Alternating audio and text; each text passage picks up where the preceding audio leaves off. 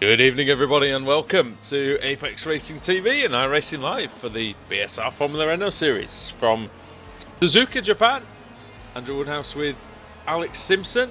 Alex, konnichiwa. Adam Bath is not missing in action, however, ladies and gentlemen. Never fear. He's in the car, Alex.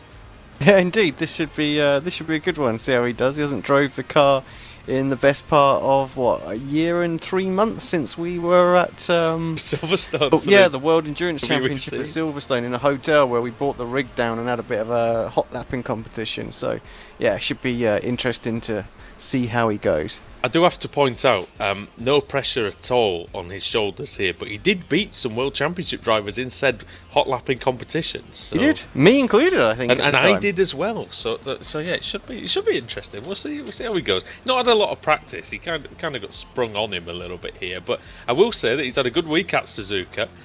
He did win an IMSA Series race there last week in the Ferrari. Yeah, it's good. He's just gone up into 10th place, actually. So that was his goal, wasn't it? Not to be last. So that was a decent lap. Ahead of Roy Verke, actually.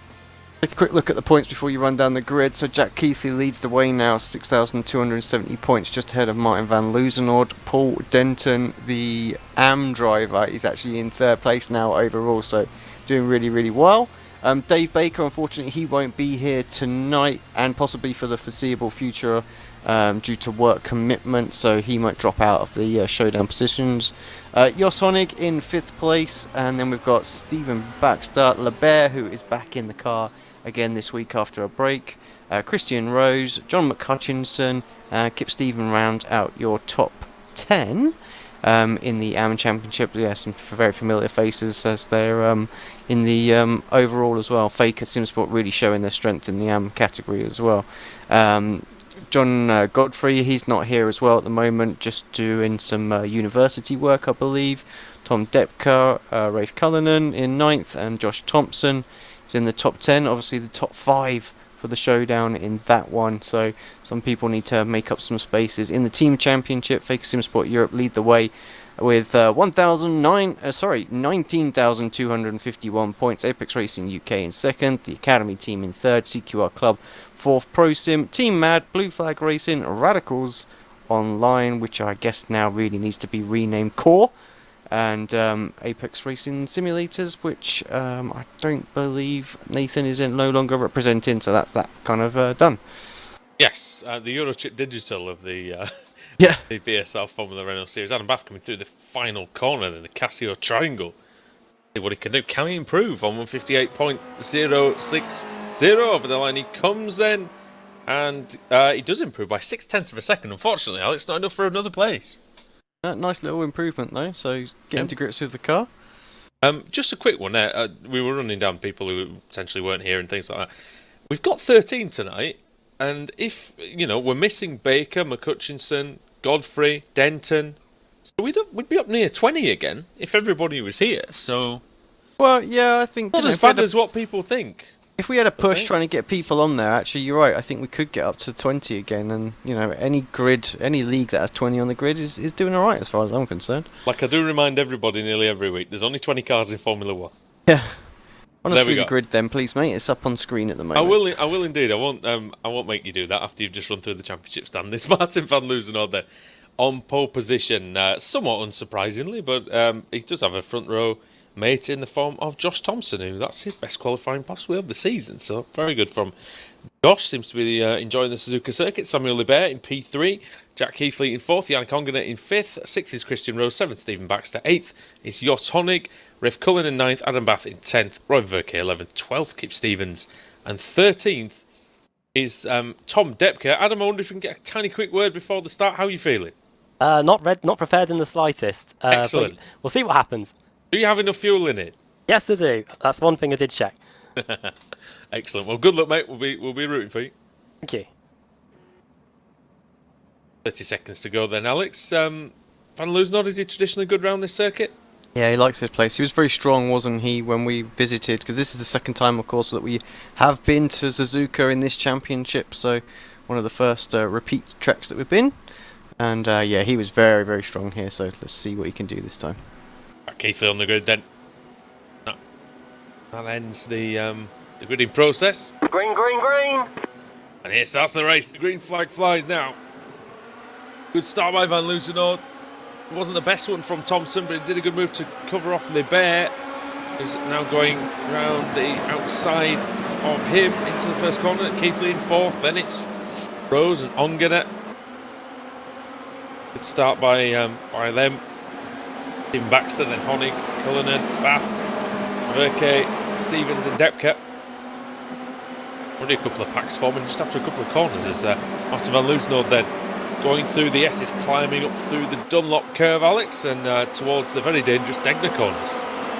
Yeah, Degner's very tricky in this car as well. It's so low to the ground. You whack that inside curve going into Degner 1. You'll know about it. There's just a big tyre wall waiting for you. Beautiful line from Van Loosenhoorn through the first part. He really did take that beautifully. Off goes... Wide. Who is that? Ongener, is it? Could be Ongener. Yeah, I think it was. Ongener off. And... following Baxter wide. Baxter messed up his line completely through the... Bath is in the wall. Didn't hit it, but it's all good. No, he's not quite in the wall then, but spin round at the hairpin. And it's not the Ferrari, Adam. It will go round if you encourage it. As Van Loosenhoorn, Thompson, the Bear. It's a good start by Thompson, Alex. He qualified very, very well. That's the best he's done, I think, all season. Yeah, it was a good qualifier, and he's under a lot of pressure from Libert. Libert made a really good start and tucked up right behind. It's difficult to make a move though. Bit of dirt, yeah, through 130R. It's going to go for a and move. Honig side by side through said corner. 130R. There must be some corners on the entire calendar, and Ref Cullinan. And just to get that place on the Fake Sim Sport driver up to 8th place. Quite a few drivers missing the slow corners, Alex. A bit late on missing their braking points. Tough one. It draws you into actually braking quite late, and you've actually got no chance of making the chicane then if you do that. Round the outside then, will Libert be able to hold this? He's got the preferred line, he'll carry the speed out of the corner, but I think he's just going to get nudged a little bit wide and has to duck back in behind, so Thompson holds on. Great placement of the car, defending well all the time. This is allowing Van Loosenhoorn to disappear up the road. I wonder if Libert's going to try this alternative line, maybe into Dunlop. No, he doesn't, he's not close enough this time. But Runs a bit wide. A little bit wide. Jack Keithley actually looks like he's looking pretty racy at this stage. Good to see Christian Rose back in the car as well, representing CQR. It'd be good if CQR, I wonder if they could get a couple more drivers in for the rest of the season. That would be quite good, because I'm sure they've got quite a large stable out there. They're back making decent progress after this spin. He's only 2.5 seconds behind Kip Stevens, so we'll see him. Okay, side by Battle there side as soon. well, a bit further back. We'll come back to the Libert battle in a minute if that looks like it's P10. going to change. P10 under threat then for Roy Verke. Depke. Look up the inside. Oh, Verke off. Give him too much room there, didn't he? And then was a bit worried what was going on. Not too bad if you go off there, mate, because actually sometimes it helps you with the second part. Well, yeah, it does actually. You get a much better run. Ever since they removed the gravel trap that used to be out there, and used to, that's one of the things I think they should have kept. Very, very close. Once Dear. Going into the final chicane. Every time Josh just overshoots it a little bit, but his car's very good for the second part. Change of direction, spot on for Thompson, and is able to get back out. But once again, Libert's got the run.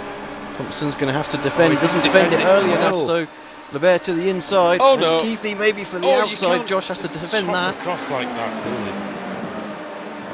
Yeah, mate, that was a violent move across. And Jack Keithley, I don't know if he had to get on the brakes, but even if he didn't, it would be thinking about trying to get through on Thompson quickly. Yeah, where he is now, it's not too bad. Obviously, he's only going to lose a few points on Martin, isn't he? So he'll hope to try and get a podium, so that's obviously going to help him with his bonus points at the start of the showdown. So one place will do.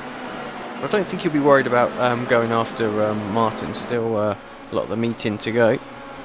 Yeah, I think 4 races, still reverse grids in play and things like that. Positions can be gained and lost. throughout these 4 races here tonight on Apex Racing TV. First race is 15 minutes, and then we usually go to laps after that. Next 3, once we see exactly how many laps we can get in on this circuit. Have a quick look at some of the lap times out there. And if I'm losing on 154.779, that's very quick. Hear me, that's quicker.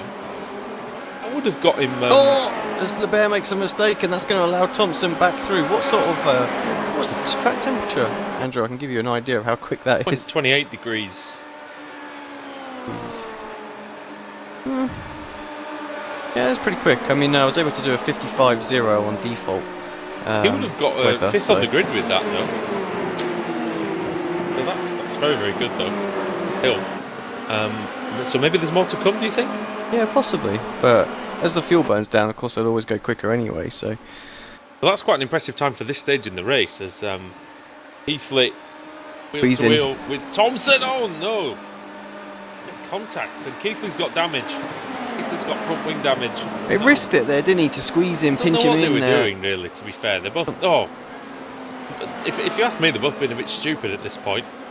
Because why are they needing to do this? I've no idea. Because you know, they first of all, there's hardly any cars in the race. Secondly, look how wide that front straight is.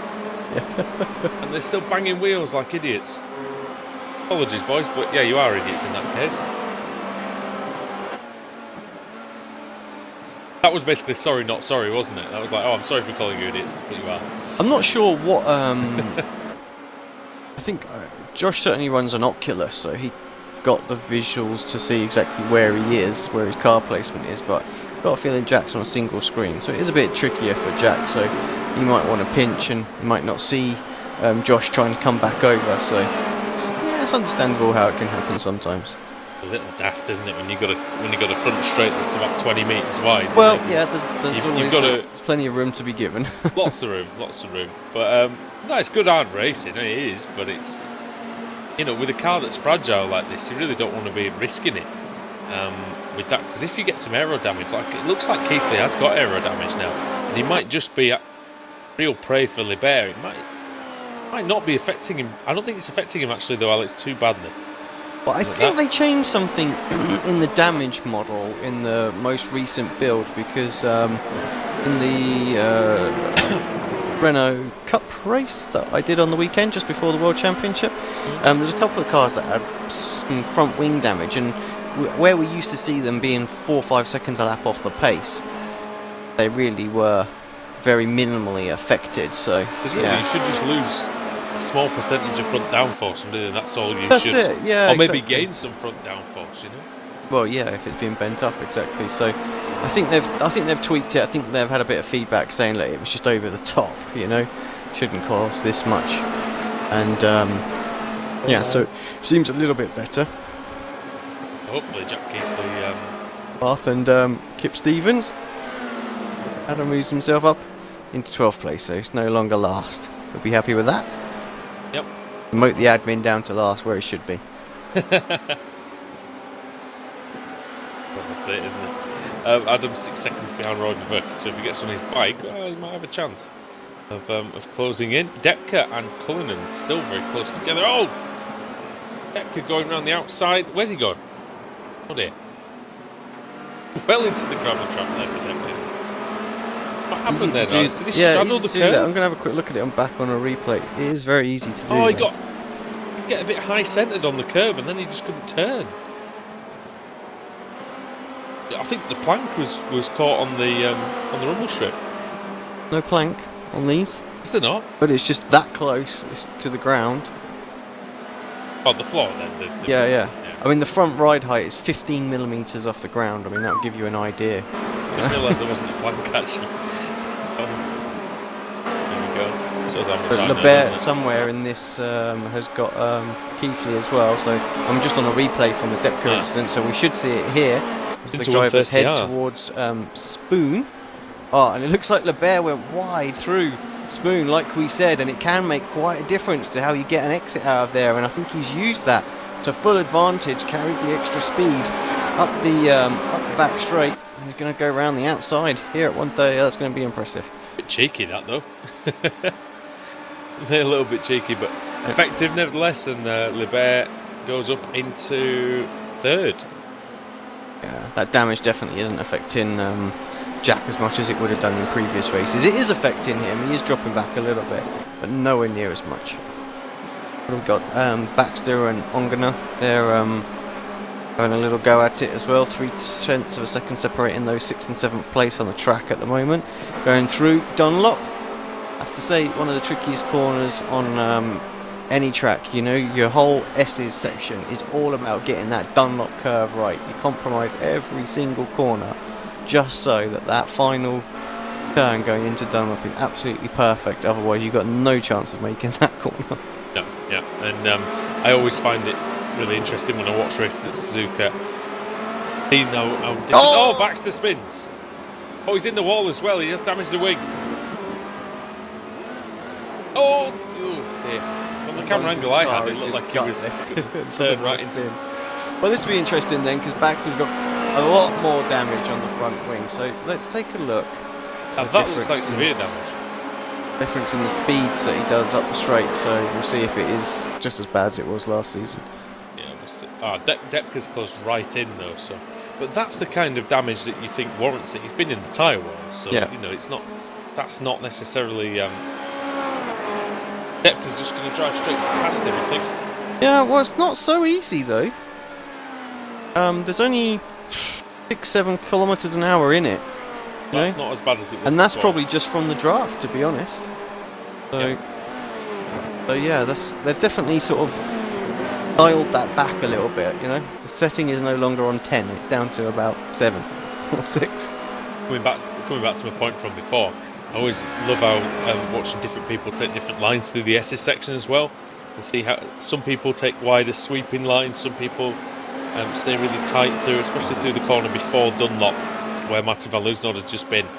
Some people like to take a really tight line, some people try to go wide and still try to carry the speed up the hill. It's very interesting. Yeah, for me it's all about making sure I'm absolutely flat out through Dunlop, so I'll compromise my line for the previous corner massively, so I'm right over to the right before I fling it back in. So, but that's the right line. Just get the better run all the way through there. For me, just a little bit quicker. There's not a lot of difference in all of the different lines though. Maybe at max sort of a 10th or something like that. It's mostly interesting just through the first part. Really, the Dunlop curve is the one part that you, like I say, everyone needs to really take the same line. You need to be over as far over as that right hand side as well. And that last corner before it as well, it's quite tricky because it tightens and sort of dips down. So you kind of the car wants to understeer through there, doesn't it?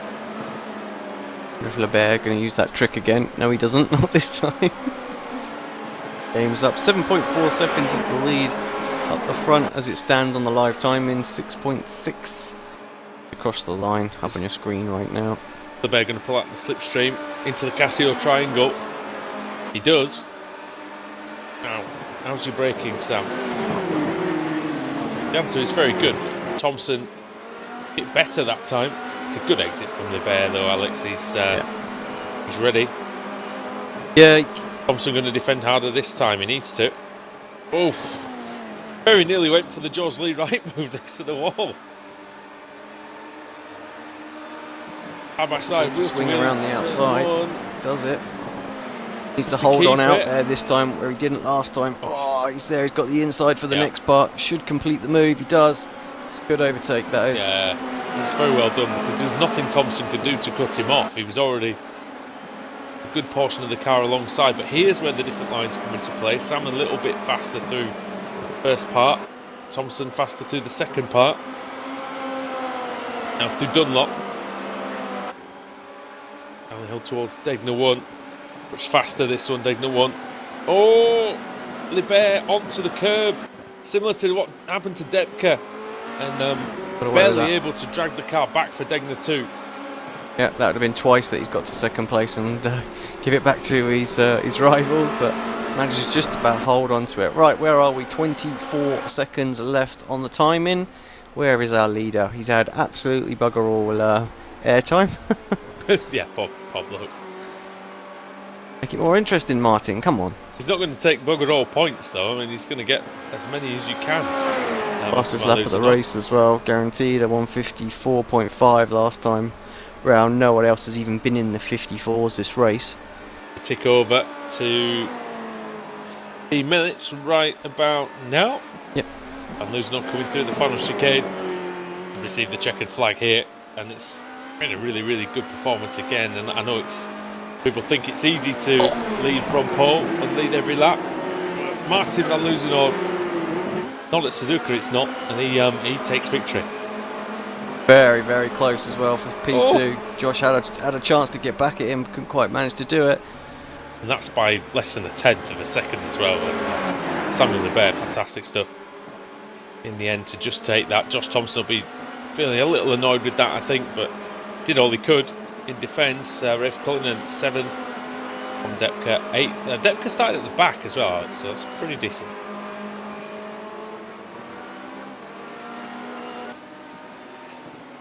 Honig in P10, Roy Verke in 11th, Adam Bath coming home in 12th, ahead of Kip Stevens.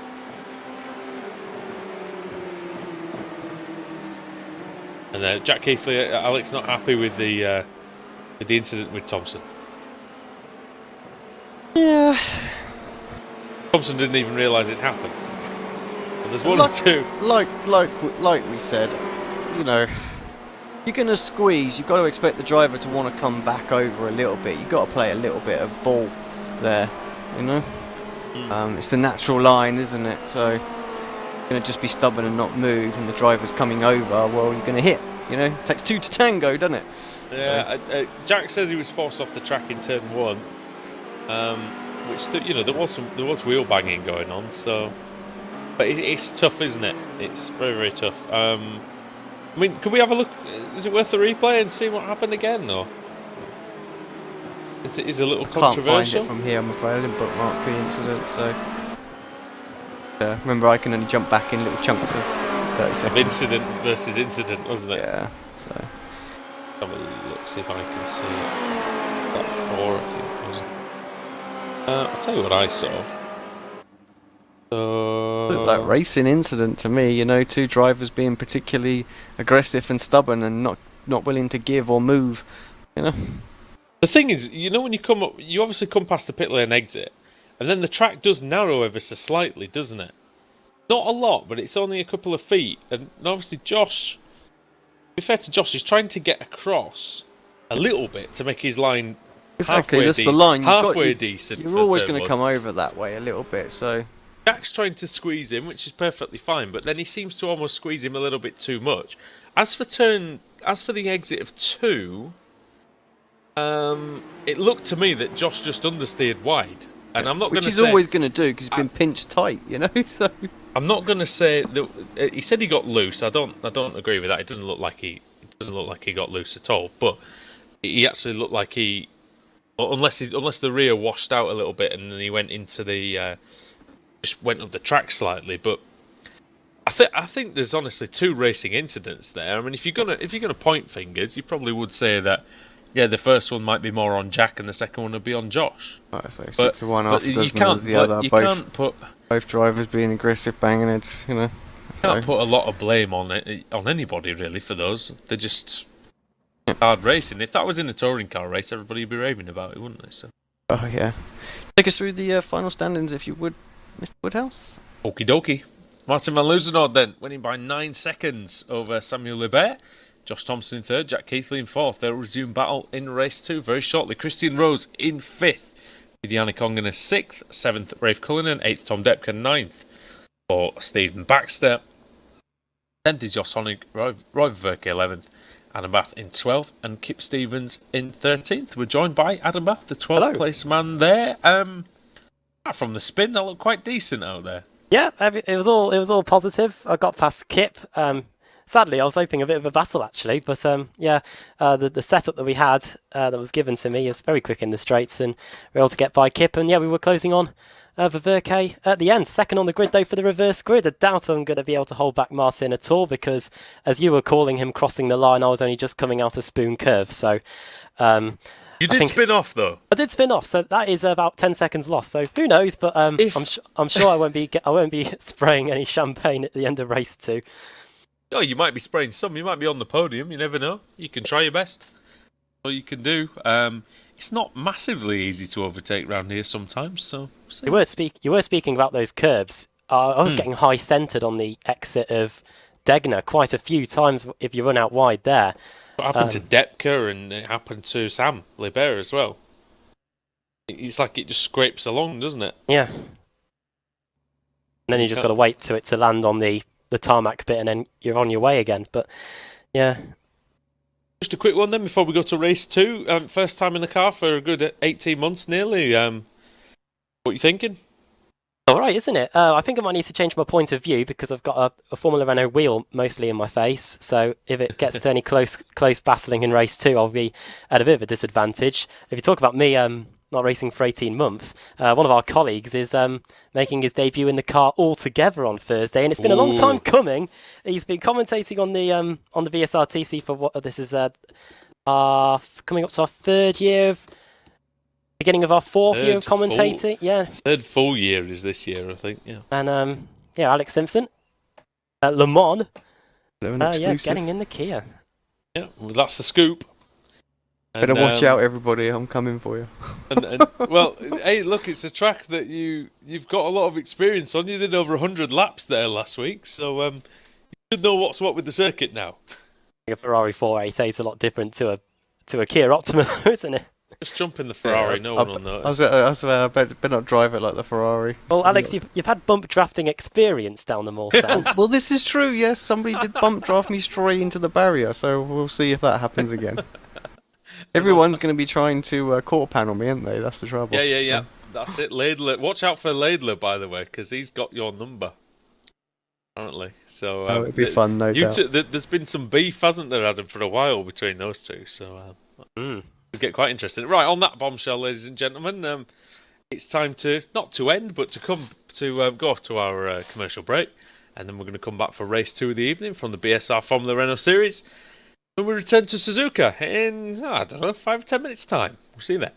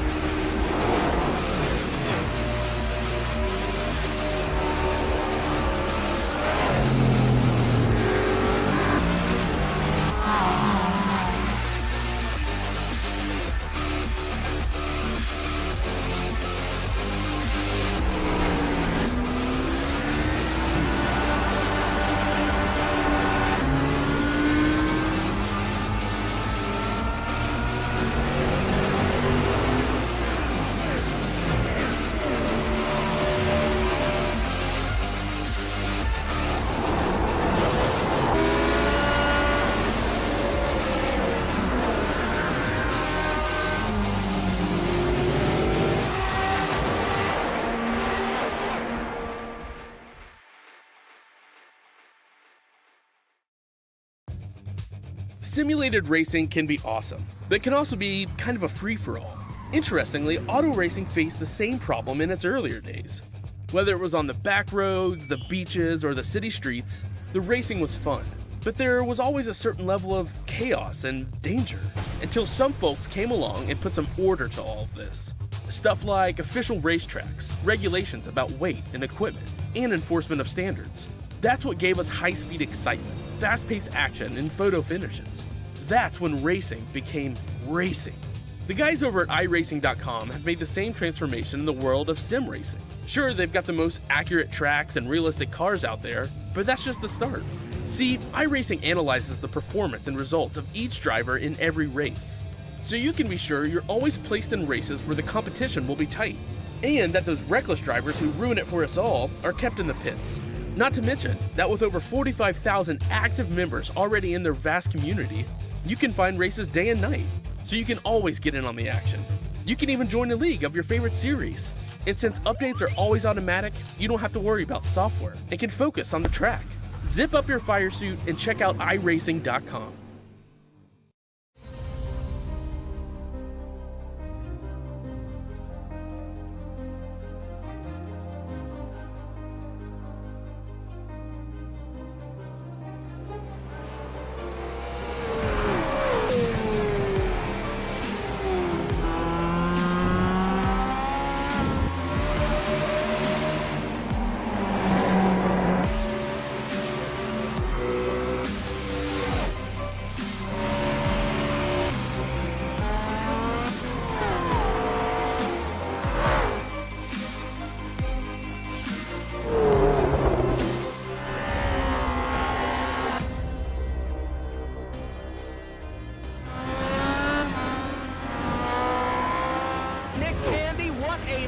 Truex in the outside, contact made. 56 slides it into 4. Who's going to be at the stripe? Did even give it to Ryan Truex.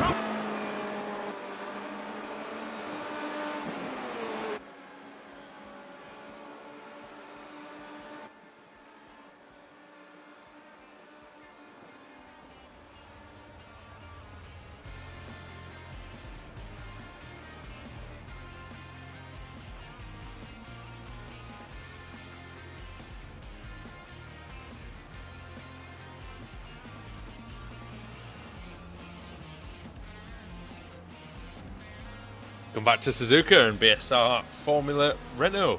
It's now overcast, and well, it'll be an interesting one for myself, Andrew Woodhouse, and iRacing World Championship driver Alex Simpson to call. And Alex, 25 degrees out there, but the clouds have come across, so it could make it quite interesting in the opening laps.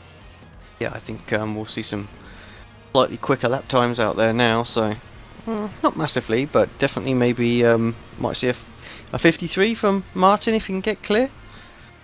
Yeah, I think you're right. It is going to provide a lot more grip out there for the drivers. So see how they get on. We'll see how our very own Adam Bath goes on. Third in the warm-up. Adam, go on. Out of 3.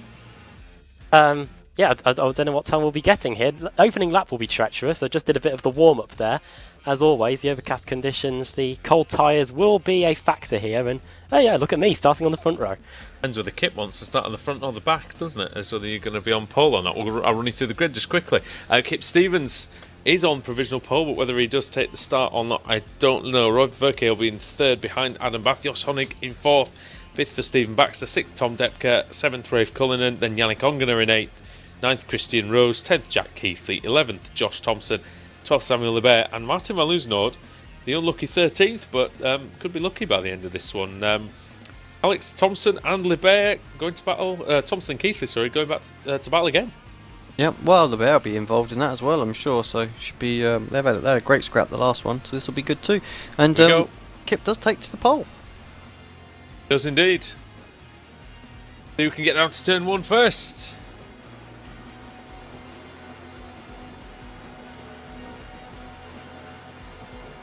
Green, green, green. Green light is on here at Suzuka. Good start by Stevens. Bath comes across to cover. Verke is in the middle. Honig is just behind him. Honig side by side with Baxter. Now I wonder if the drivers at the back. I think they've learned the lesson from earlier on in the season. Alex being a bit more patient. They realise that there's less cars. There's not as much rush to get to the front. Problem for LeBert. He's just Ongana coming wide out of as the well. pits now. If Ongana's got a slowdown, you know, he's lost 3 places in one corner. 4 places. A little while for the tyres to come up to the right sort of pressure, but the S's and really do help. For the lead, Alex. Adam Bath, Kip Stevens. Oh dear. Banging wheels in through Degner 1. Bath round the outside of Degner 2. You do not see that very often. And Adam Bath into the lead. Even back to the P2 though. Also going past Stevens. Bit of a log jam at the hairpin. Look at this lot in the middle. Yeah, coming out of that 3 wide. It's great. Martin trying to pick up a couple of places, and I think he's done that as well. So up to 7th. Baxter going through. And trying to defend left, right and centre on this one, and a couple of drivers going wide at Spoon and losing on, I think, trying to get the cut back. A little cheeky on the first lap, I must admit, as Stephen Baxter now trying to take the lead away from Adam Bath, going down towards 130R. These two are quite clear.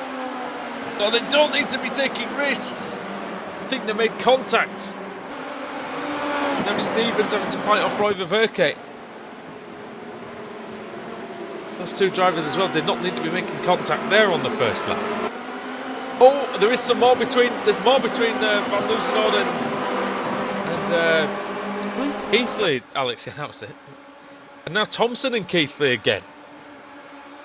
Go at it again. We know love lost between them two by the end of the meeting. Keithley is going to really want to stick it to Thompson after the last race, where he ended up with a damaged car.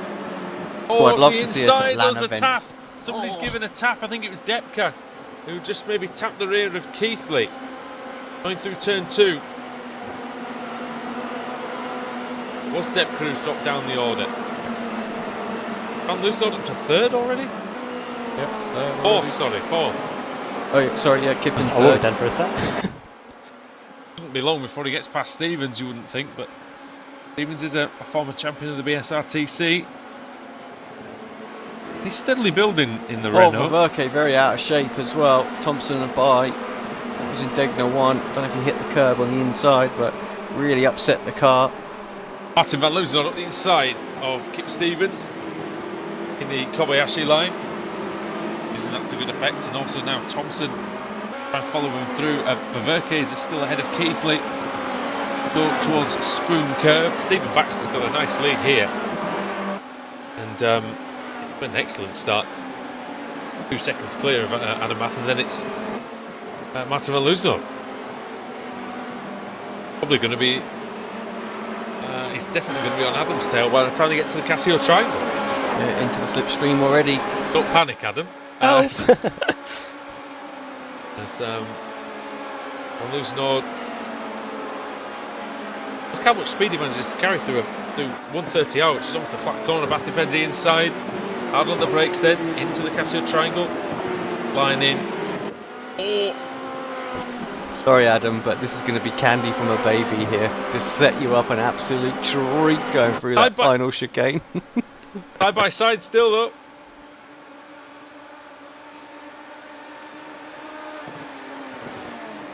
You do realise, Alex, for every one of these things, there'll be one for you on the Kia. I'm fully expecting this one, getting it in now. So everyone forgets about it by the end of the season, is that right? As Ongana nearly getting squeezed by Stevens, but doesn't run into the Pro Sim car, and just behind him is Depka. Okay, top down the order, and then it's Cullinan at the back. Someone behind, I think there's a couple of drivers actually. Yeah, LeBert and Honig. LeBert obviously started from the pits. It took ages to get going as well. I don't know if he missed it, because he could have gone. He was still there for like 20 or 30 seconds. And then Jos Honig as well. Don't know what problems Jos has had, because he wasn't. Maybe he got caught in something that we just was off camera. It was Thompson for 3rd then. Yeah, that's going to be easy as you like. There's quite a decent gap behind these two. So Adam, hint, hint, you don't have to worry about what's behind you for now. In that draft. Yeah, stick in that draft and see what you can do. The advice. I don't know why I'm giving advice. You saw what happened to me at Bathurst last week. Pip and Yannick as well. This could be 3 wide actually. Tom Depko trying to get involved in it. Where's he going to go? Verke closing in on these guys as well. Oh, through the middle. Tom has a look. He has a little think about it. Oh, I'm going to hit the curb and he very nearly hit Stevens. Stevens is going to defend into Cassio triangle here. Oh, but he has, and three of Ongena us has run another deep. nibble. Oh, dear. And they've all piled in. Oh no. Well, they didn't quite pile in, but it's a traffic jam that Alex is used to seeing on the M25. And yeah, that was. You could see that happening a mile off, couldn't you? With Ongena just sort of lunging the nose up the inside. Yeah, they all just went in there far too deep, didn't they, in the end? And yeah. Well, what that has done is that's created a bit of breathing room for the front 6. At least the front 6 are 6 seconds clear of the rear 6 now. 8/10 of a second to the lead, only 5 laps to go. Tough for Baxter at this point, I feel. These races go by quickly here, Suzuka. Is the high-speed nature of it.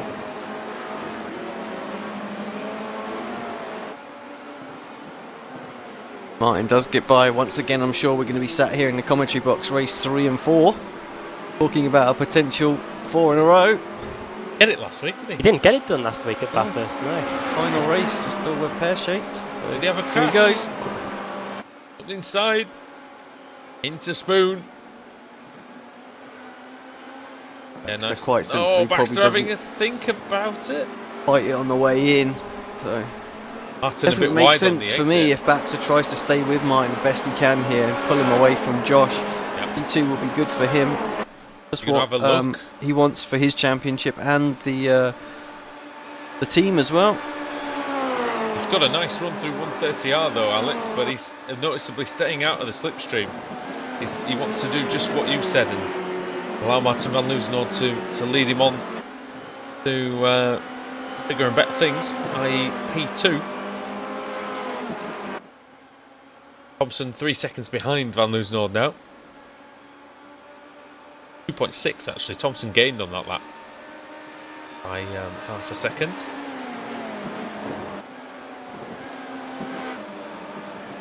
Have a look at this little squabble that hit each other. They all managed to survive this lap anyway.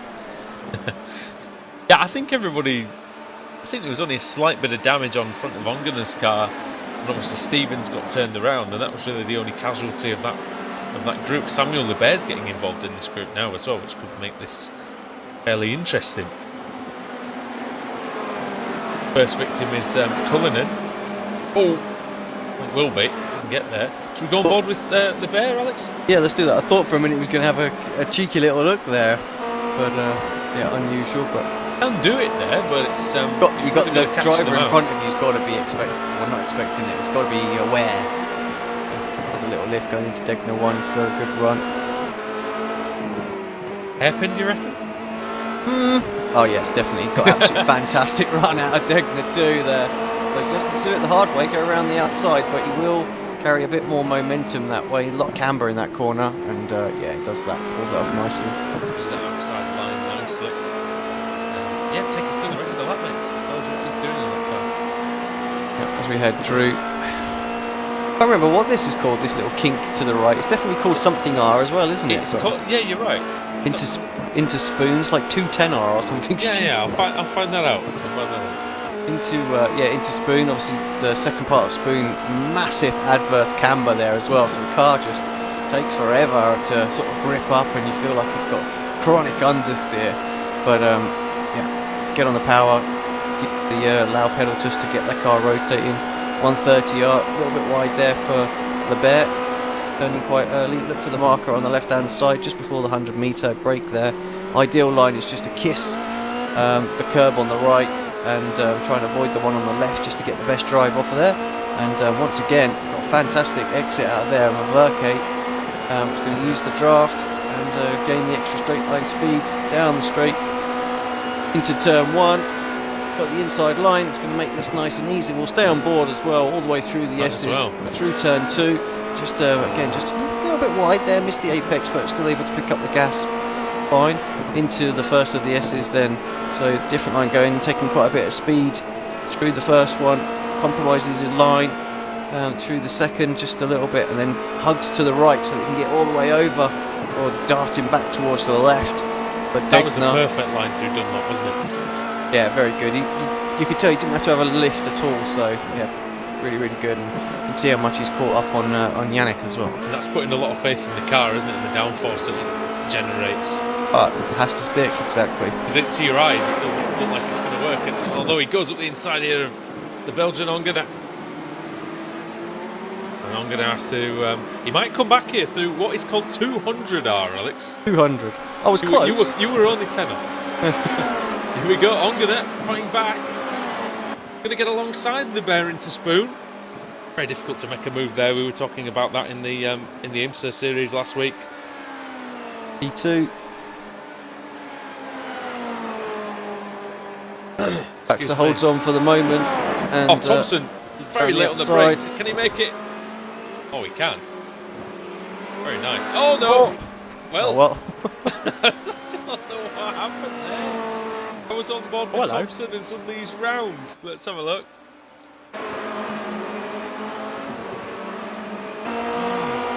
Yeah, Baxter. He's just sort of come across, and Baxter obviously on a slightly different line, just caught in the rear of Josh. And suddenly the battle between Adam Bath and Christian Rose is for the final step of the podium. With 2 laps to go. With 2 laps to go. So you heard Adam say, oh, hello. I hope it's not oh no. But I hope it's not a KO either.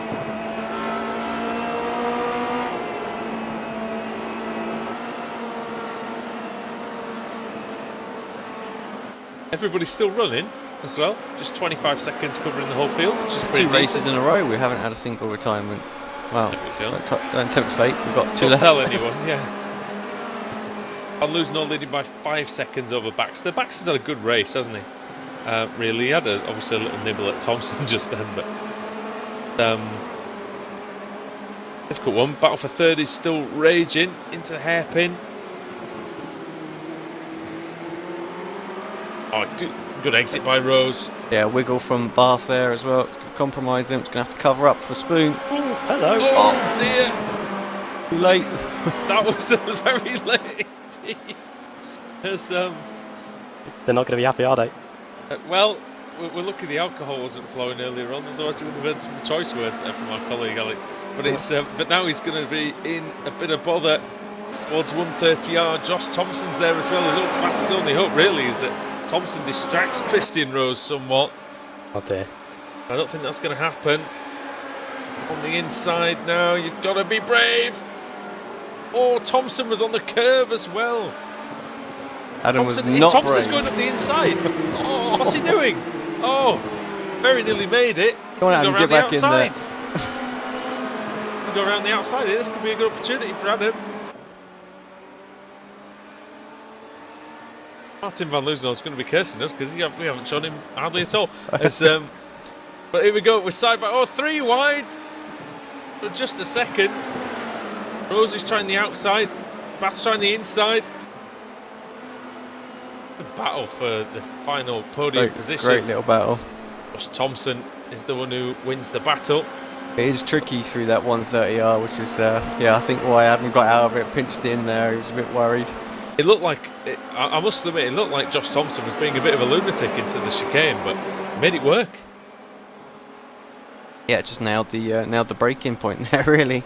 Came from a long way back. but Didn't he made overshoot the corner or anything, did he? So, yeah, fantastic move. I don't believe there was any contact either, so that was very good. We're definitely seeing the evolution of Josh Thompson. He's going to drive more conservatively. I think that's gone out the window a couple of weeks ago, but it's... It did tempt fate. Oh, good night. Kip Stevens is out, off and goes so Rose. is Christian Rose. Rose is into the wall. Just lost it on the exit of the hairpin, chaps. That's not what he wanted. And he's having to wait for the pack. The pack's just horribly spread out apart as well. Dropped all the way down to 12th place.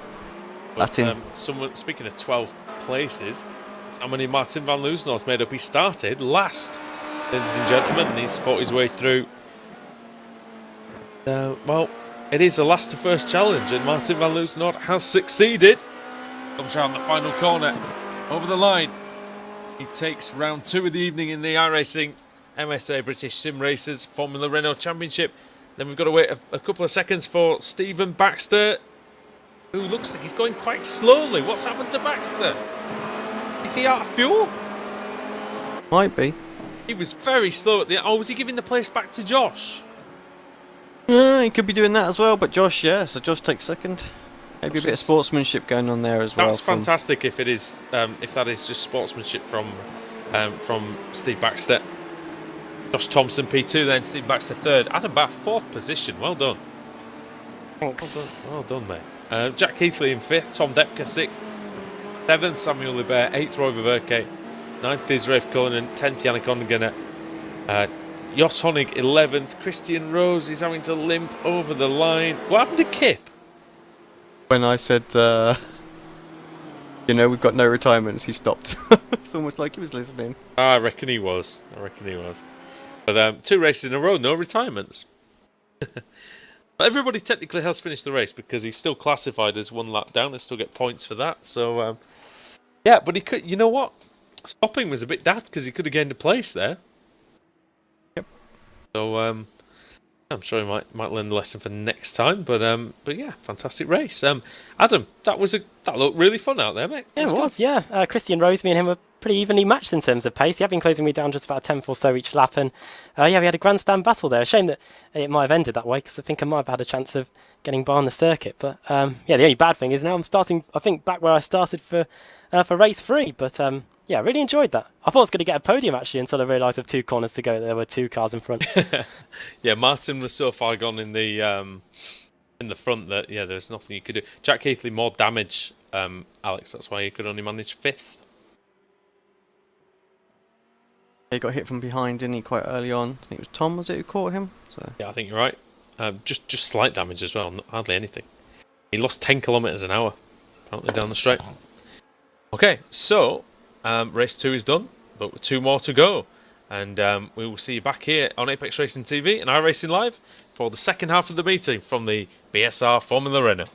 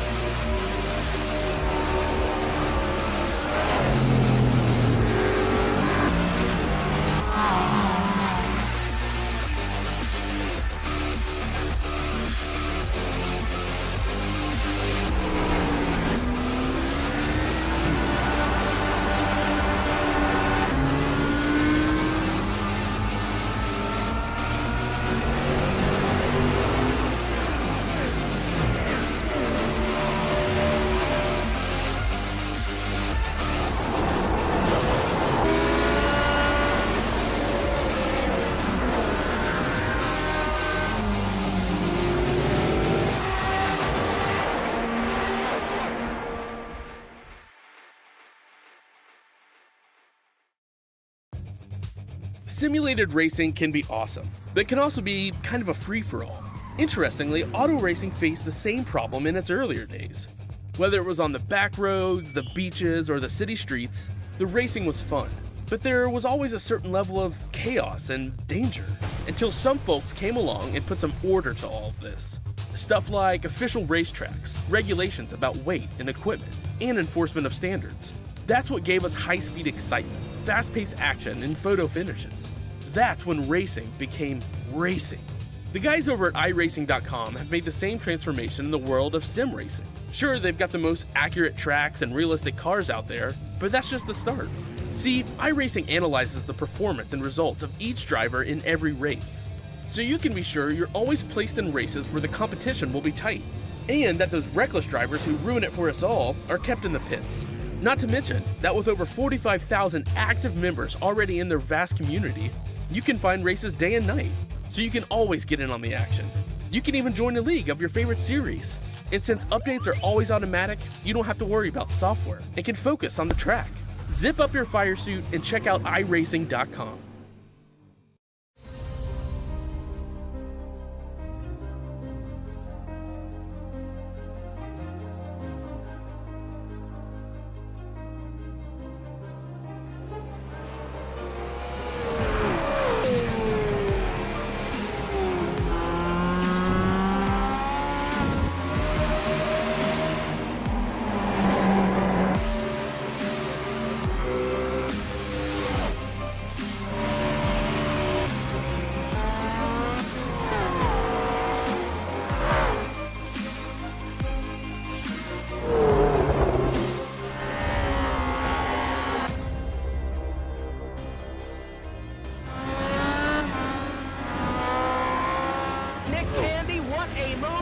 On the outside, contact made. 56 slides it at a 4.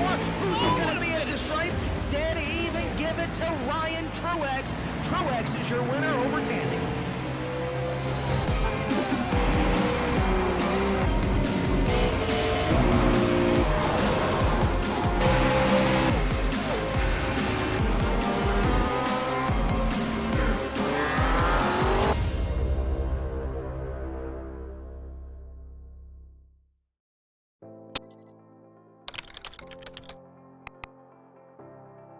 iRacing.com is a sim racing game that combines a true-to-life racing experience with an online community of virtual racers from all over the globe. iRacing offers a multitude of officially licensed cars and tracks, laser scanned with millimeter accuracy. Their car models and mechanical systems are based on real-world physics and engineered in cooperation with manufacturers and race teams. iRacing's web-based interface allows members to compare stats and test drive any combination of car and track instantly. Their skill license system ranges from rookie to pro, ensuring members are always pitted against those with similar skill sets. Members are able to sign up for a weekly race series, compete in time trials, host a private race with friends, and participate in racing leagues created and run by the community. With over 60,000 members, iRacing works in partnership with renowned motorsport organizations like SRO Motorsports Group to deliver virtual races based on the real-life Blancpain GT series. iRacing's Blancpain Endurance Series features team racing, giving members the ability to build a team and participate in races ranging from 3 hours to 24 hours. Additional partners include NASCAR, IMSA, V8 Supercars, IndyCar, allowing members to race in their very own 24 hours of Spa, Bathurst 1000, Daytona 500, and many more. iRacing.com, delivering the most authentic racing experience short of getting into a real race car.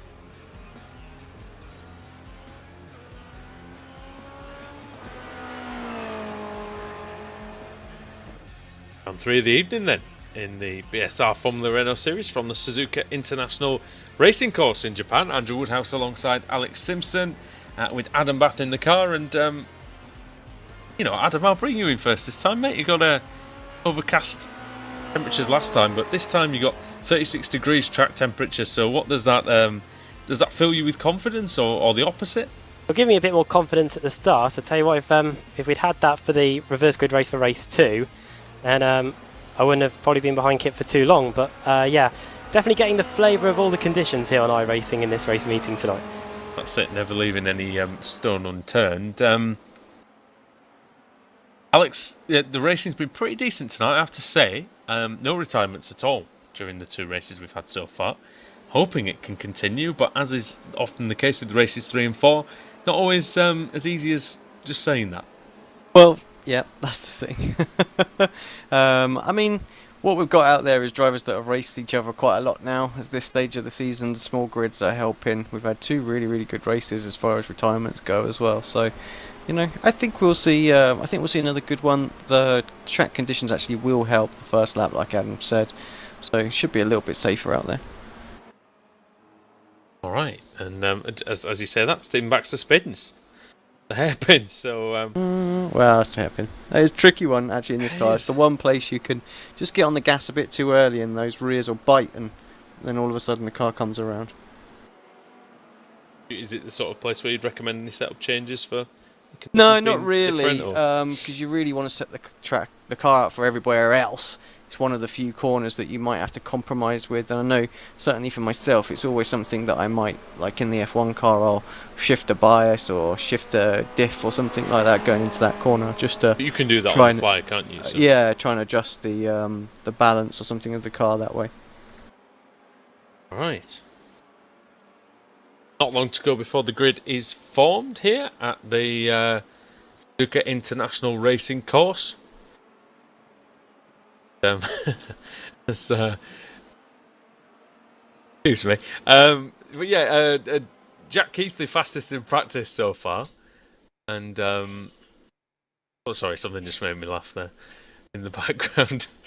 I apologise. Christian Rose is going to be on pole position with Jos Honig in second, Yannick Ongena in third, Ralf Cullinan in fourth, Roy Verke fifth, Samuel Lebert sixth, seventh, Tom Depke, Jack Keithley in eighth, Adam Bath ninth, Tim Baxter 10th, Josh Thompson 11th, Martin Van Luzno 12th, and Kip Stevens at the back. Yeah, sorry about that. No worries. Right, 30 seconds to go. Who's your money on? Can you put your money anywhere else? Yeah, yeah.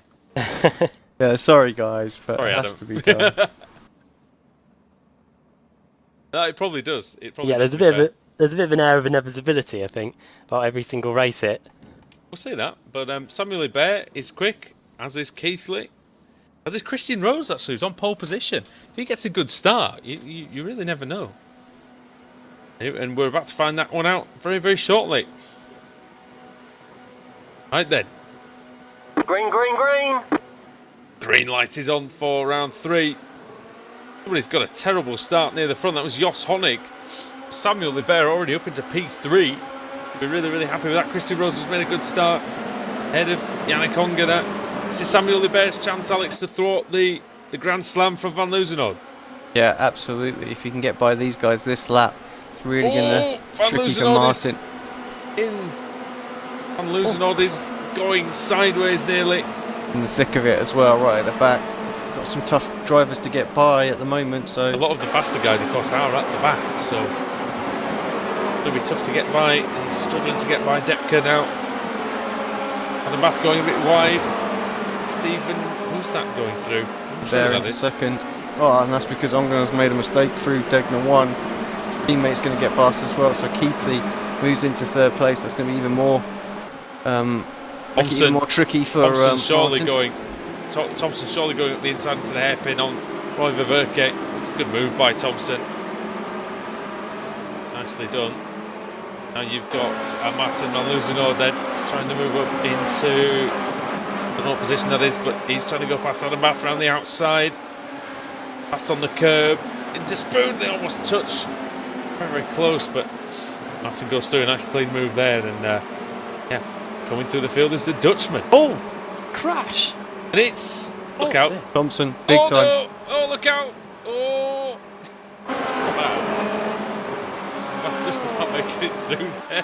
Who was that in the wall? Thompson? Thompson, it was Thompson, yeah. Oh, wow. I thought I was a goner then, folks. It's Thompson. And by association, it's Bath as well. Christian Rose are leading the race.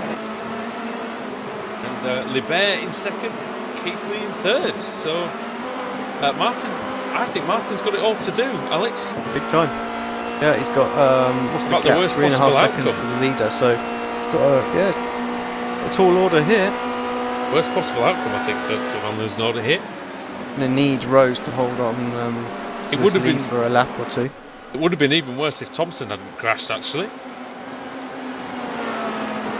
But yeah, Rose and Libert needs to get through, or Keithley, one of these two needs to get through on Christian Rose. They want to make a break. Rose, I don't think he's quick enough to break away. He's quick enough to stay at the front, but I don't think he's going to run away and hide, Alex, although he's done a pretty good, he's making a pretty good effort of that. Yeah, he needs these guys to battle behind, and I thought Keithley was going to have a little look at Libert for a moment, but seems to have just settled in behind, and they've automatically started to close right up onto the back of the CQR car. So good hairpin for Libert. You can see within 4/10 now, so well within the draft. Is indeed. What's Keithley going to do, though? I mean, he can't. Not closing in particularly quickly. Yeah, I think Jack will probably wait, to be honest, until they get Rose now. So here comes Libert. It was easier to overtake the car in front when there's just one car in front, but when you're in a little draft pack, it's very, very tricky. Libert into the lead, Alex. Straight through, good draft. On the outside of Rose. Rose trying to come back. Here comes Keithley. Up the inside into the Casio triangle. Oh. Good time in that. He'll get the draft off the Libert ahead. Might just be able to hold on to it. Although Rose definitely got a good run. Yeah, he was very late on the brakes there, and he's not able to get that close to Libert now. Where's Martin? He was quicker that lap, a 1:55.6, only 2/10 quicker than Libert though. So it's going to be tough for Martin. Got Ongener ahead of him, and he'll have to get by him absolutely without sort of any delay. Yep, and where's Van Loosenorde then? Yeah, it's P5. So Ongener's the next victim. I don't think he's going to get him before the hairpin. See, he might not get him in the hairpin because Ongener's no slouch. Have you noticed nobody's defending the inside into the hairpin at all? And yet that's the only place where fast guys are really making clean overtakes. Yeah. The only person who defended the inside was Adam, actually. Yeah. Yeah. How's it going out there, mate?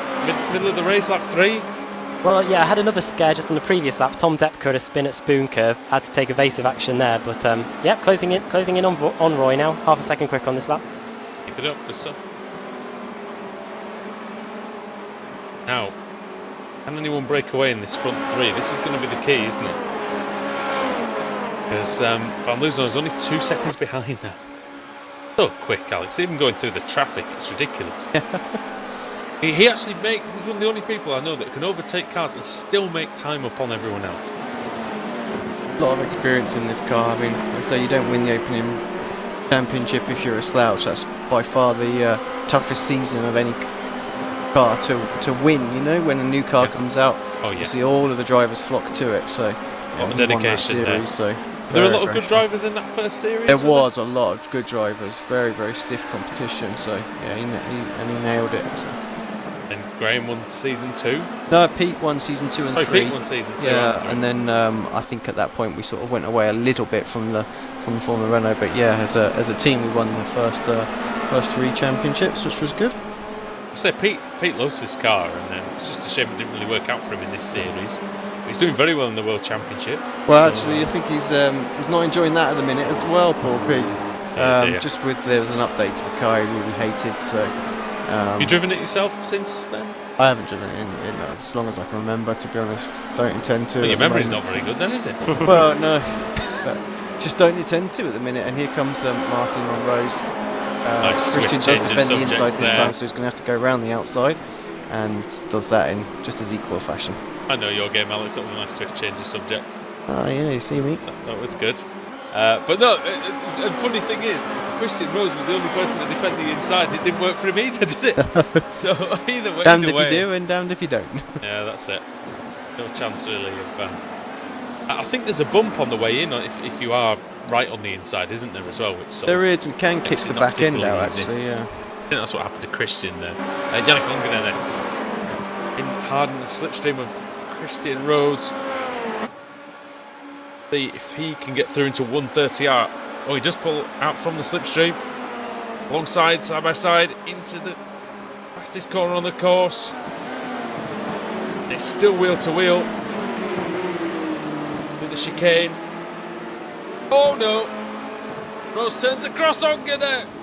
Ongren was launched slightly there then. I think Ongren just caught the back of Rose there, didn't he? he Ever so did. much, and that's what sent Rose around, and then the inevitable happened. They come together, unfortunately. Yeah, and here comes Jos Honig. He's going to have straight line speed advantage, I think, here, isn't he? Look how easily breezed past Yannick Ongren. Holland versus Belgium. Now, this could provide encouragement for Adam Bath. I don't know if there's many laps left, but only Laps to go. Yeah, there are a couple of damaged cars in front of you there, Adam. If you're good enough to get there. Right. Currently 0.3 of a second slower than Roy Ververke actually at the moment, so give it all you've got for the final few laps. I'm sure you will, as Jos Honig, Christian Rose giving it all they've got. Honig round the outside. Dagner won, and I know Rose has got a damaged car, Alex, but he's still got to be brave and precise to do it. Yeah, I'll miss that one actually. I'll bring it back up on a replay, just switching back to the front just to see if Really there was nicely done. anything happening. I think he got a good run through Dunlop. Yeah, definitely huge. That was good. Very nice move by Jos Honig. Yeah, lovely. I hope he still has some of his fans watching the race as well, because if he does, then they will have seen their man with a fantastic overtake there. That's probably his best of the season. Sure.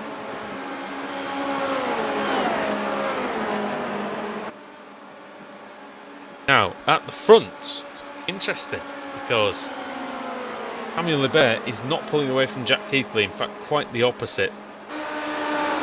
And Keithley right with Lebert. Now, is just Martin Van Loozen just being there, Alex, in third place? It's definitely going to create some urgency between for Jack Keithley, I would imagine.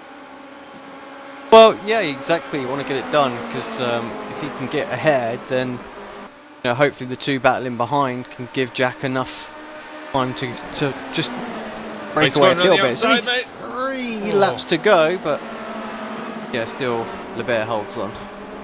Keithley learned his lesson from race 1 there, didn't he?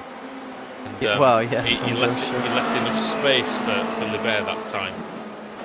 Just in case, really, it's more, isn't it? Leaving the space is more in case the other driver does anything erratic. It's so easy to push wide there as well, and then when you are on the outside, you just get hammered. That's the problem. Yeah, exactly. And I mean, this at is such what high Martin speed wants as well, to see, any of course. contact is a disaster.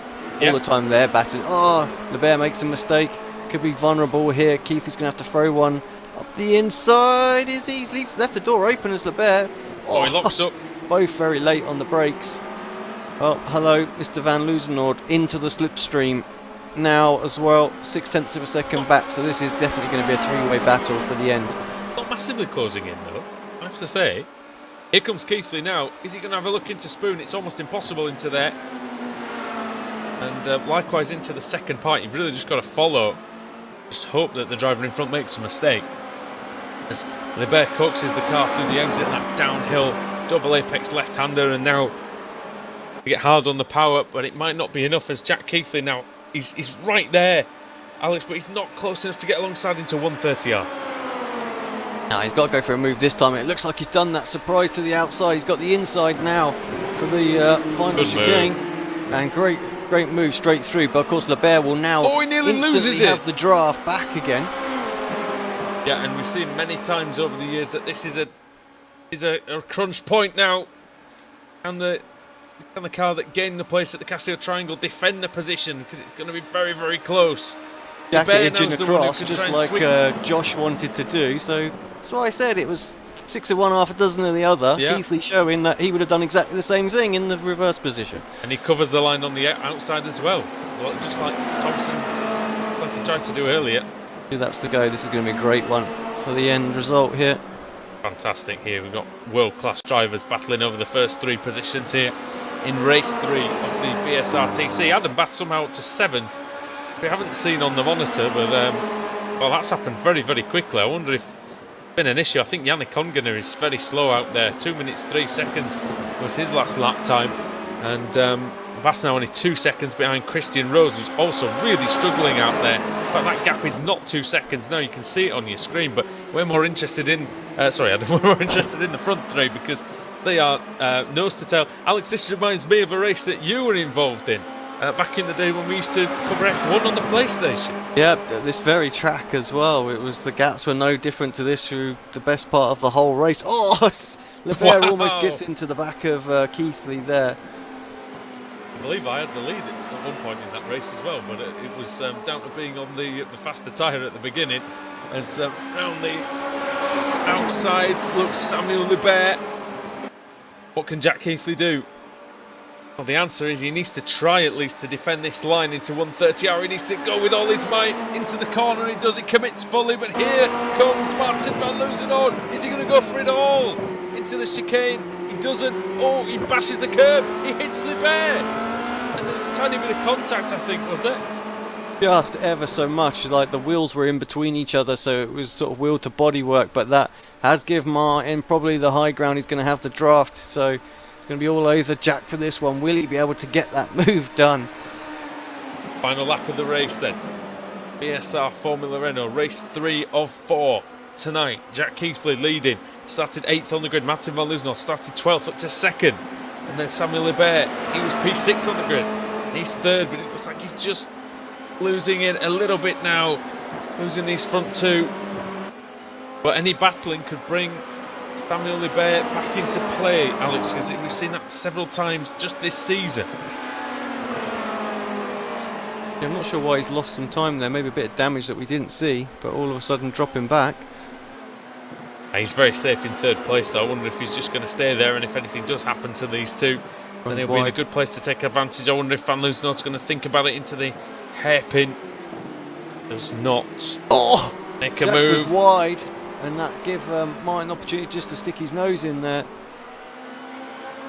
Loozenhoor's going to get the slipstream. Keithley's going to have to defend the inside. It's an unusual place to have to block here, isn't it, to Spoon? Oh, that's very close. Keithley needs to have the Spoon curve of his life here in order to get a bit of a gap over the flying Dutchman Martin van Loozenhoorn.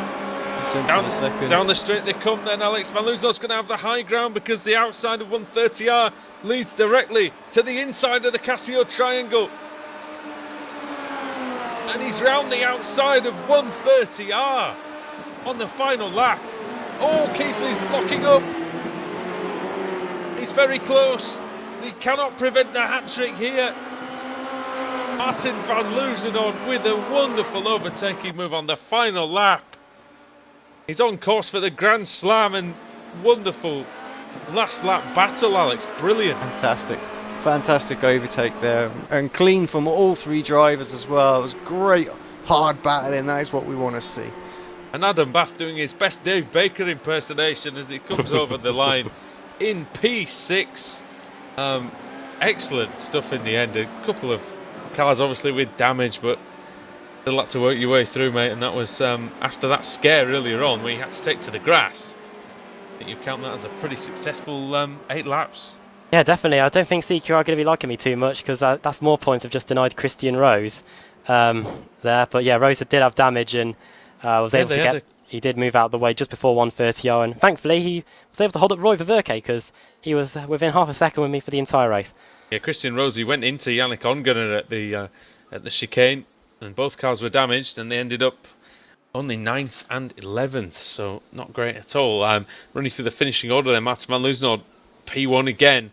And Alex, just quickly, mate, just how good was that final pass? No words, really. Fantastic pass. You know, it's a commitment to hold it round the outside. You've got to have a lot of faith in Jack as well, and you have to give a lot of credit to Jack. Jack could have just drifted out wide there and ended that for Martin very, very easily. So good car control from both of them as well. But it wasn't complete then as well. We've seen that you can, you know, do late braking on the final corner, and then you have the inside line. So, and yeah, both drivers on the absolute limit of the brakes there going into that final chicane. So it's fantastic driving all round from them. Jack's a brilliant driver, and he showed that once again here. Samuel Libert in P3, Jos Honig 4th. That's a very good result for Honig, actually. Stephen Baxter in 5th, Adam Bath in 6th. Wasn't looking likely earlier on, I must admit, when he was down in, I think it was about 10th place, but still managed to come through. Roy Verke P7, Tom Depka 8th, Christian Rose 9th, Kip Stevens in 10th, Yannick Ongener down in 11th, and Josh Thompson retired, of course, crashed hard coming out of Spoon Curve. And then Rafe Cullinan, doesn't look like he took the start, actually, Alex. I didn't see that about race, so I don't know. Oh, well, there's another round to go, and it'll be Yannick Ongener on reverse grid pole, so we'll see what he can do with that when we return in the iRacing MSA British Sim Racers Formula Renault Series.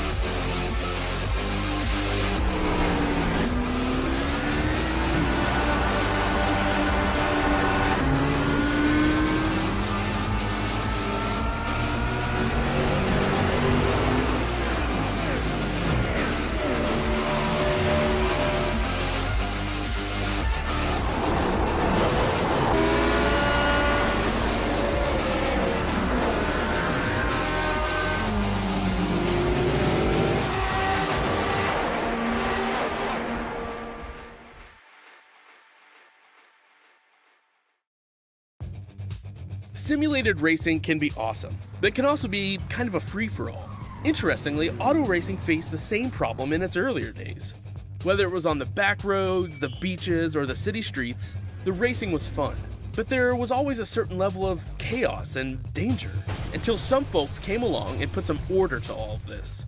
Stuff like official racetracks, regulations about weight and equipment, and enforcement of standards. That's what gave us high-speed excitement, fast-paced action, and photo finishes. That's when racing became racing. The guys over at iRacing.com have made the same transformation in the world of sim racing. Sure, they've got the most accurate tracks and realistic cars out there, but that's just the start. See, iRacing analyzes the performance and results of each driver in every race, so you can be sure you're always placed in races where the competition will be tight, and that those reckless drivers who ruin it for us all are kept in the pits. Not to mention that with over 45,000 active members already in their vast community, you can find races day and night, so you can always get in on the action. You can even join a league of your favorite series. And since updates are always automatic, you don't have to worry about software and can focus on the track. Zip up your fire suit and check out iRacing.com.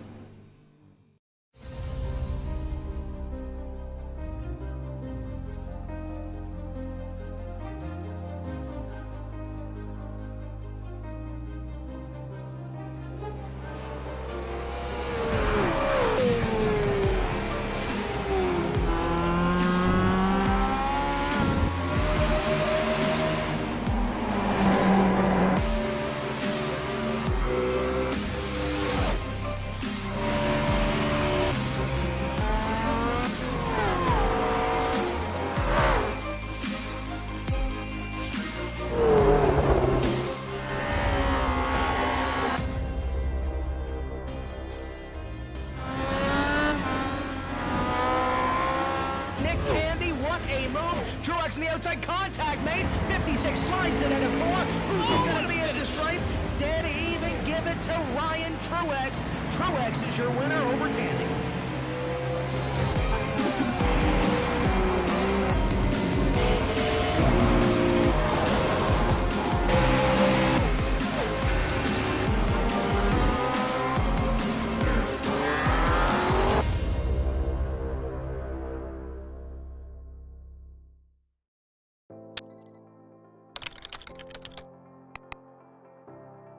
iRacing.com is a sim racing game that combines a true-to-life racing experience with an online community of virtual racers from all over the globe. iRacing offers a multitude of officially licensed cars and tracks, laser scanned with millimeter accuracy. Their car models and mechanical systems are based on real-world physics and engineered in cooperation with manufacturers and race teams. iRacing's web-based interface allows members to compare stats and test drive any combination of car and track instantly. Their skill license system ranges from rookie to pro, ensuring members are always pitted against those with similar skill sets. Members are able to sign up for a weekly race series, compete in time trials, host a private race with friends, and participate in racing leagues created and run by the community. With over 60,000 members, iRacing works in partnership with renowned motorsport organizations like SRO Motorsports Group to deliver virtual races based on the real-life Blancpain GT series. iRacing's Blancpain Endurance Series features team racing, giving members the ability to build a team and participate in races ranging from 3 hours to 24 hours. Additional partners include NASCAR, IMSA, V8 Supercars, IndyCar, allowing members to race in their very own 24 hours of Spa, Bathurst 1000, Daytona 500, and many more. iRacing.com, delivering the most authentic racing experience short of getting into a real race car.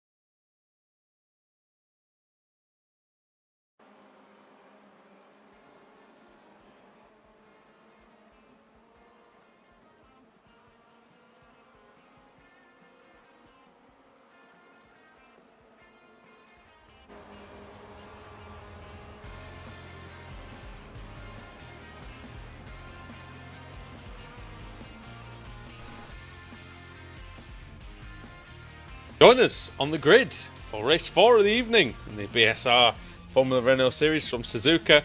We've had a lot of fun tonight. We've had a really, really good meeting, and I think Kip Stevens may have missed the start of the session as he was just in here talking to us.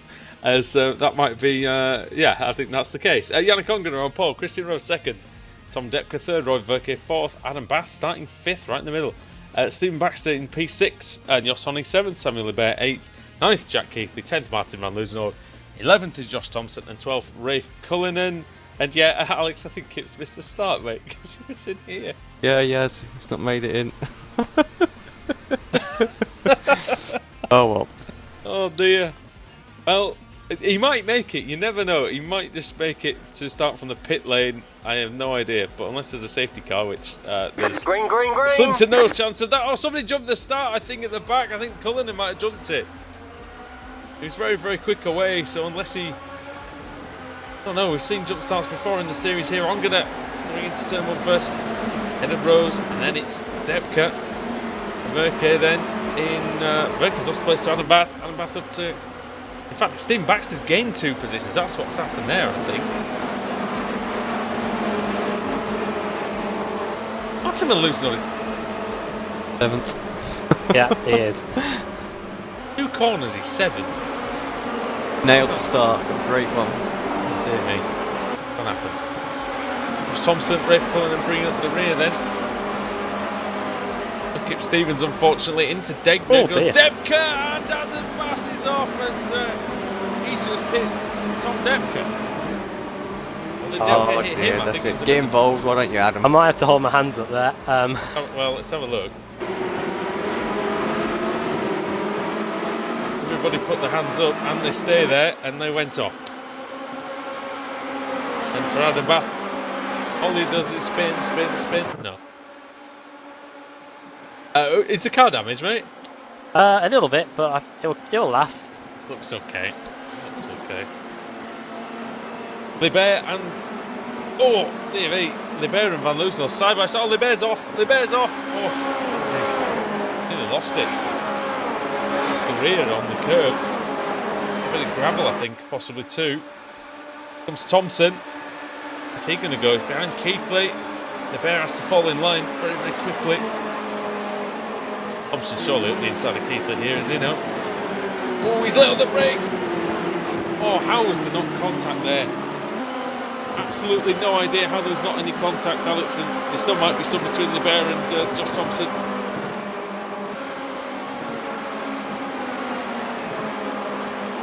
Martin van Loozenhoorn going for P3. Brute. Well, we could see it tonight, I think. We could. Christian Rose and Yannick ahead of him. They're having a great little battle for the lead. Thought that last week, didn't we, though? And Bathurst. And we didn't get that. Tom Depke is out, fortunately, due to the damage.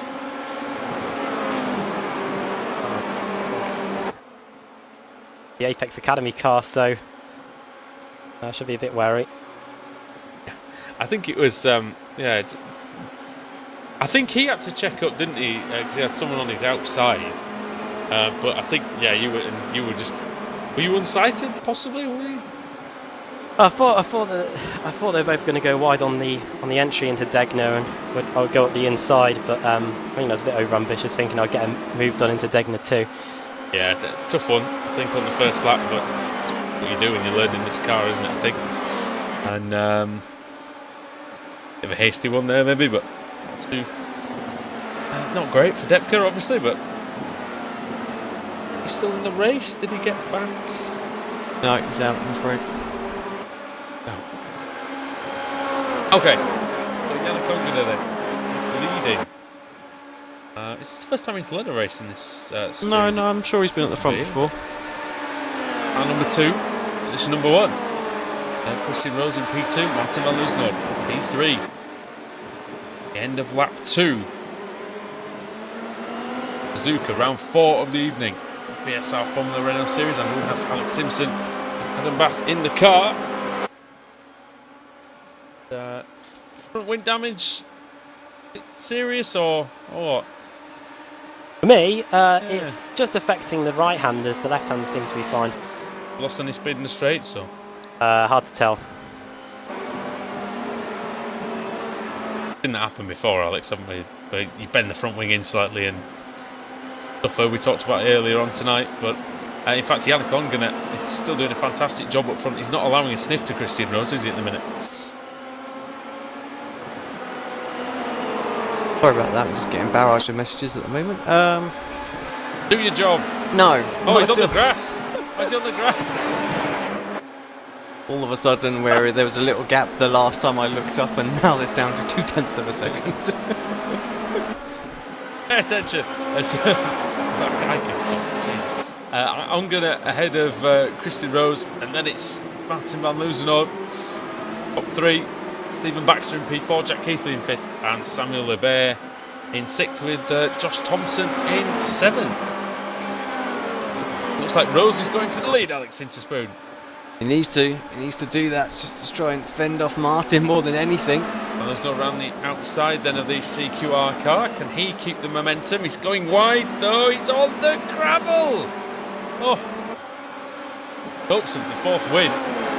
Very nearly dashed as he dashed some stones in the general direction of Stephen Baxter.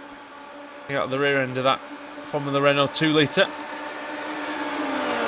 Ongena gets a tiny bit of breathing space. It's not a lot though. I wonder if Van Loozenhoorn's going to have a go into the chicane here. About it. He's got plenty of time to plan this assault on win number 4, Alex. He's need to rush this.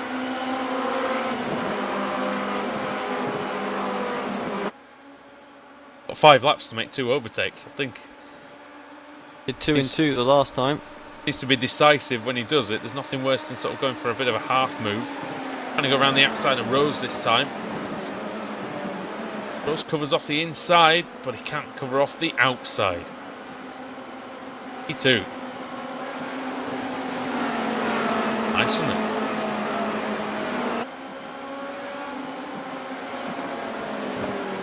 Five laps to go then. Here at Suzuka, Martin van Loozenhoorn has the lead in his sights. Yannick Ongena of Belgium leading the way. Those just joining us, Martin van Loozenhoorn looking to make a clean sweep of the evening, a 4th victory for the former champion. Rose around, he looked like he was going to hold it, just could not, just slipping, sliding all the way, hit a massive curb through Degner 1 and just couldn't recover the car. Good save though, mate, that. He very nearly bit the dust. Lost 3 positions, but been a hell of a lot worse.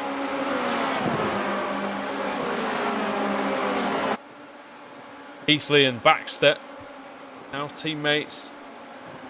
Baxter just lets Keithley go. Smart drive in there. And to be honest, Alex, that's what Faker SimSport Europe have done all season. Smart competing. And here comes Martin for the lead.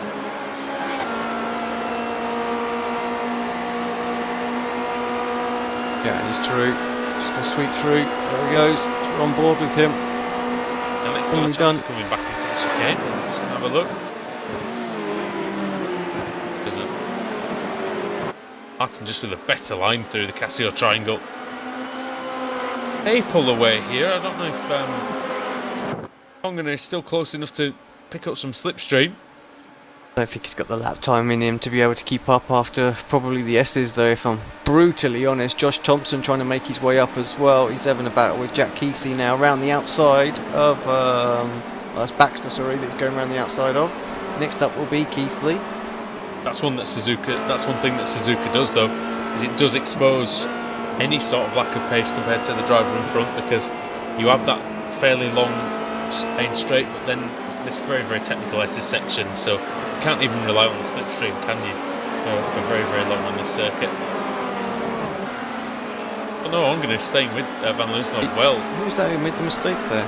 That was Baxter, wasn't it?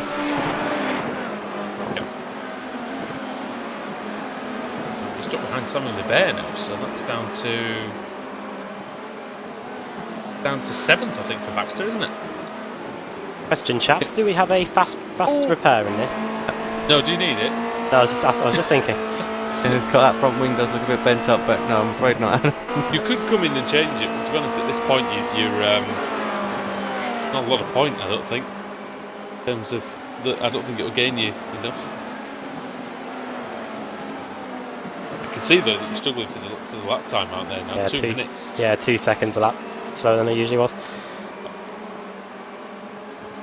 Everyone else is quick in this race though. I think, being brutally honest, I think they're struggling to keep up anyway, because I think these guys are putting together a hot pace. The track is still pretty warm out there, 36 degrees Celsius. Tell you what though, Alex, Yannick Ongren is not going away here. They're still there, still fighting 1 second behind. I'm just looking at Lebert and Rose having their little battle. Might get a change for P3 as well in front. Keep an eye on both battles as they swing to the inside. Going very close to the pit wall. Keith on the inside. Trying to keep Thompson at bay there. Not a great deal that the Faker Simsport, that the Apex Racing Academy car can do when you get through.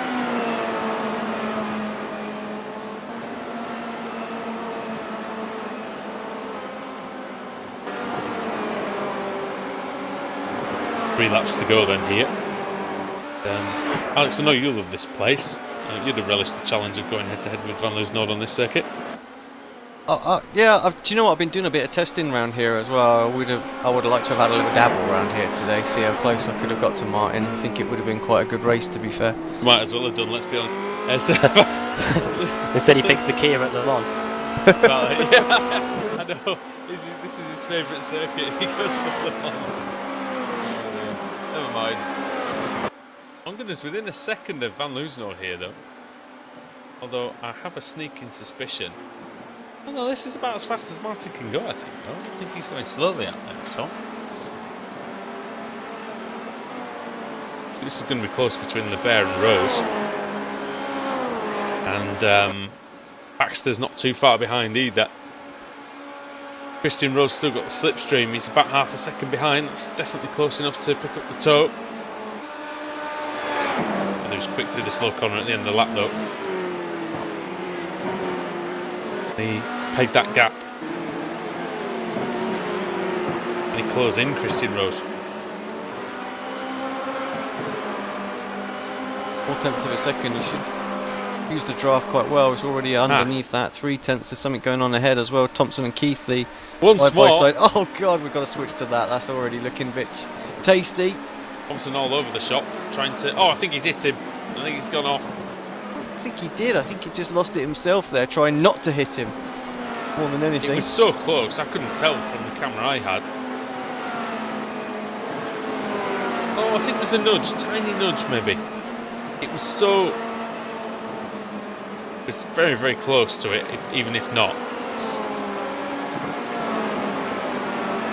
What that has done is that's put Thompson into the clutches of Christian Rose and Samuel Lebert. If he's away in third, Yannick Ongren holds on for second. I think he'll be very pleased. I think he could hold on to that as well. Probably be one of his better finishes.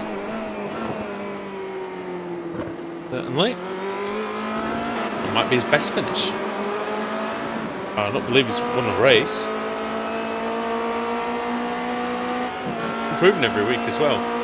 He came into the series and he was a good solid driver already, but seems to be getting better and better with time and with some practice.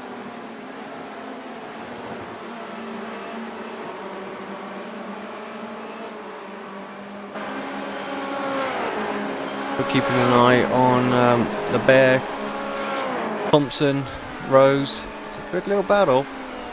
2 laps to go. We're 1 and a bit now. Will Lebert have a go at Thompson? Thompson was on the attack a moment ago. Going out at 130. They're going to be side by side. Josh very late on the brakes, manages to make it work, but once again Lebert gets a fantastic exit out of the chicane. Look at the speed difference already. And get that overspeed using the slipstream. And provide us with some entertainment as we head on to the final lap. Thompson going very defensive again. Lebert then opens the line to try to get them carry the most momentum through turns 1 and 2.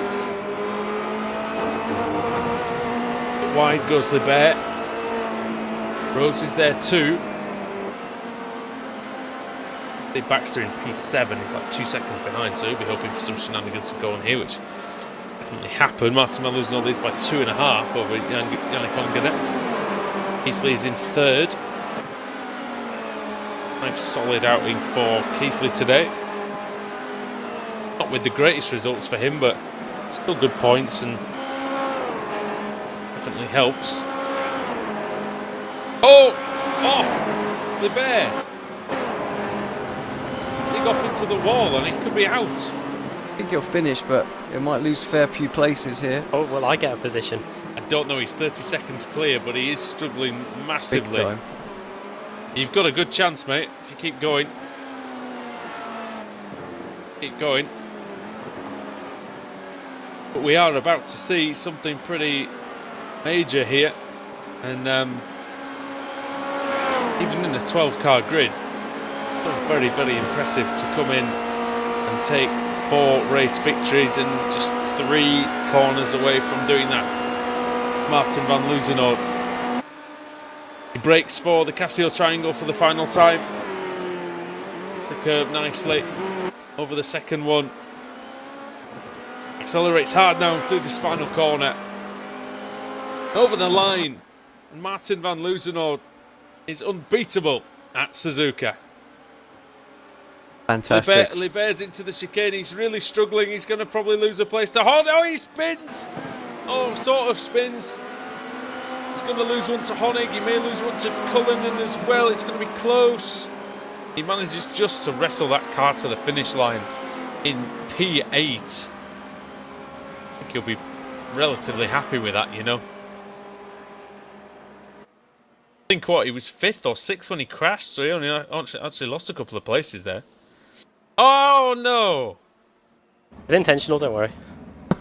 Was it? Oh, and he's... Well, We're getting up some speed here. that is 120 kilometres an hour in reverse, by the way. Formula Renault. Oh no! Didn't end well, did it? There we go. That was quick. That was quick. That was probably quicker than Libert was going on the last lap, Alex, I would say. Well, I have to say, guys, it's been a long time coming, but we've finally seen it. 4 in 4, very impressive from Martin. I remember he got close to that all the way back in... We've done maybe what, sort of March 3? or March I mean, how or he's not April or leading the something. championship going into this race, it was just crazy. But yeah, I think after today's meeting, he will now be in the lead, quite close. But yeah, and saying that, Jack's had good, strong results as well, so it's going to be still going to be very, very close. But yeah, fantastic, and he did it in style as well, didn't he? He had some tough moves to do today. That race 3, that was not easy, getting past Libert and Keithley. Yeah, it was a good race. Very, very good race. And you know, yes, we've got a small grid, but yes, the racing is very, very hard fought and well contested, and that's what we've seen today. Just a final word from Adam Bathen, and you look like you're enjoying yourself out there, mate, tonight. Yeah, it was really good. Better than Imola, I have to say, in the Kia. Bit more room for manoeuvre, believe it or not, in these Formula Renaults. Wouldn't mind doing that again at some point later in the season. No doubt I'll probably be back in the car. And Let's have next week if you want. see how I we don't go. even, Alex, We'll see do we where know we where, are. do we know where we're going next week? I'm not entirely sure. No one actually. sent him the calendar. Well, the calendar doesn't. Well, the BSR website doesn't really help us in terms of calendar for this. Exactly. Well, we will get told where to go. Well, it may be in more ways than one. I don't know. After tonight, we'll see what happens. But Alex, yeah, after I've had a go in the last couple of weeks, Adam's had a couple of goes in the car as well. Now it's down to you, Le Mans. You feel the pressure, my friend? No, not really. I'm having a bit of a chuckle with the guys about it at the moment, so I think it'll be good fun. I'm just going to take it for what it is. Like I say, I've never really drove the car, so I'll get some practice in tomorrow, and yeah, just have a little bit of fun. Love the circuit, so it's going to be chaotic, I'm sure. And Just got to remember that it's front-wheel drive, and I've just got to plant that gas pedal down. I'm sure we'll do a good job of being backseat commentators for the 4 races. And that, ladies and gentlemen, is called getting the excuses out of the way early. Yeah. Okay, without further ado then, we will bid you a good day from Japan and from Apex Racing TV, iRacing Live, and the BSR Formula Renault Series. We'll see you Thursday at Le Mans. Tune in.